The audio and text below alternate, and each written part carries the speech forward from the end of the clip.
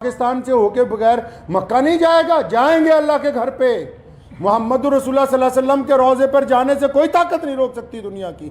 अगर आप वीज़ा नहीं देंगे तो शहाब भाई इंशाअल्लाह चाइना के रास्ते तजाकिस्तान होते हुए मक्का शरीफ पहुंचेंगे। हम आपके आगे हाथ नहीं फैला।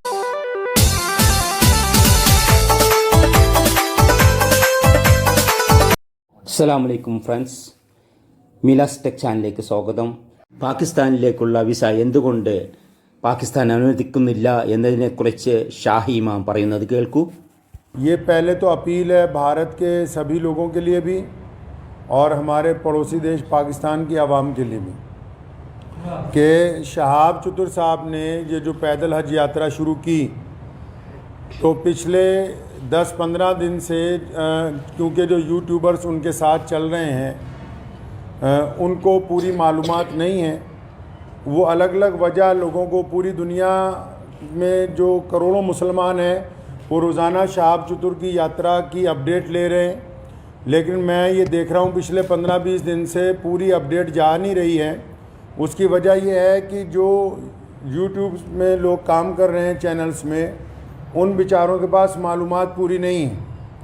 तो मैं बड़ी ज़िम्मेदारी के साथ लुधियाना की जामा मस्जिद से आप लोगों को ये बताना चाहता हूँ कि शहाब चतुर साहब बड़ी ही इखलास से, मेहनत से, मोहब्बतों के साथ मक्का मुकरमा पैदल यात्रा करना चाह रहे हैं और वो 3000 किलोमीटर 123 दिन में चल के वाघा के करीब खासा जो है वो पहुँच चुके हैं। लेकिन पाकिस्तान की जो सरकार है, शहबाज शरीफ की जो सरकार है, और पाकिस्तान के जो भारत में राजदूत हैं आफ्ताब हसन खान, उन्होंने इस हज यात्री को धोखा दे दिया। मैं समझता हूँ ये धोखा इसलिए दिया गया ताकि ये पहली दफ़ा भारत से कोई बंदा पैदल हज के लिए जा रहा है तो पड़ोसी मुल्क की सरकार के पेट में शायद ये भी दर्द हो गया कि एक भारतीय मुसलमान पैदल हज यात्रा पे जा रहा है और पूरी दुनिया के देश जो हैं उसको देख रहे हैं। शहाब भाई ने बजाते खुद किसी को कुछ नहीं बताया अभी तक। मैं अब तक, क्योंकि वो पंजाब, हम लोग पंजाब के रहने वाले हैं, भारतीय पंजाब के, और मैं उनसे अब तक 3-4 दफ़ा मिल चुका हूँ। मैंने पूरी बात जो उनसे मालूम की है, सारे डॉक्यूमेंट्स मैंने उनसे लिए हैं। तो ये बात बड़ी हैरत की खुल के सामने आई कि आप ये देखिए कि भारत सरकार ने और हमारी जितनी राज्य सरकारें हैं, जो हमारे सूबाई गवर्नमेंट्स हैं, जहाँ जहाँ से शहाब चतुर पैदल गुजरे हैं, हमारी सरकारों ने उनको प्रोटोकॉल भी दिया और सारे धर्मों के लोगों ने उनका जगह जगह स्वागत किया है। और पाकिस्तान जो ढिंडोरा पीटता है कि मैं इस्लाम का आलमबरदार हूँ, हम तो जी पूरी दुनिया में इस्लाम के मानने वालों के साथ चलने वाले हैं, उन्होंने शहाब चतुर को आज से 8 महीने पहले कहा कि आप यात्रा शुरू करें, आप जब वाघा के पास पहुँचेंगे तब वीज़ा देंगे। उन्होंने कहा अभी वीज़ा दे दो, तो इन्होंने कहा कि वीज़े की अवधि 3 महीने होती है।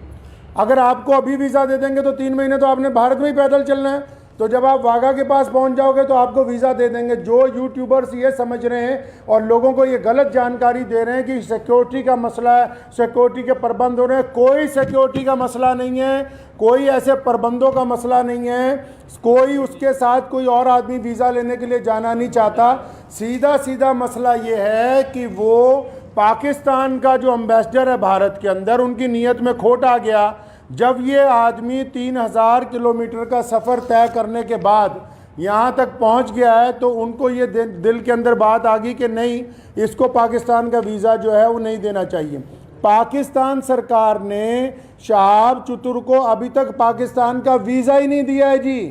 ये बड़ी हैरत की बात और शर्म की बात है वहाँ की सरकार के लिए, जो एक भारतीय पैदल हज यात्री को रोकना चाहती है। क्योंकि अलग अलग लोगों का अलग अलग तरीका। अब हमें ये पता है कि भारत का एक पैदल यात्री जब जाएगा वो पूरी दुनिया के अलग अलग मुल्कों से गुजरेगा, तो जाहिर सी बात है कि लोगों को पता होगा कि भारत सरकार की तरफ से भारत के लोगों की मोहब्बतों को लेकर मक्का और मदीना पहुंच रहा है। तो जहां पड़ोसी मुल्क की आवाम, रोज़ाना हम लोग सोशल मीडिया पे देखते हैं, पड़ोसी मुल्क की आवाम उनका इस्तकबाल करना चाहती है, उनका इंतज़ार करना चाहती है, वहीं पड़ोसी मुल्क के बददियानत हुक्मरान जिन्होंने कभी भारत के मुसलमानों के लिए कुछ नहीं किया, मैं कहना चाहता हूँ उनको बार बार, एक पैदल मुसलमान के लिए वीज़ा जिसने चल के मक्का मुकरमा जाना है, तुम एक मुसलमान को पैदल गुजरने की जगह नहीं अपने मुल्क में से दे सकते।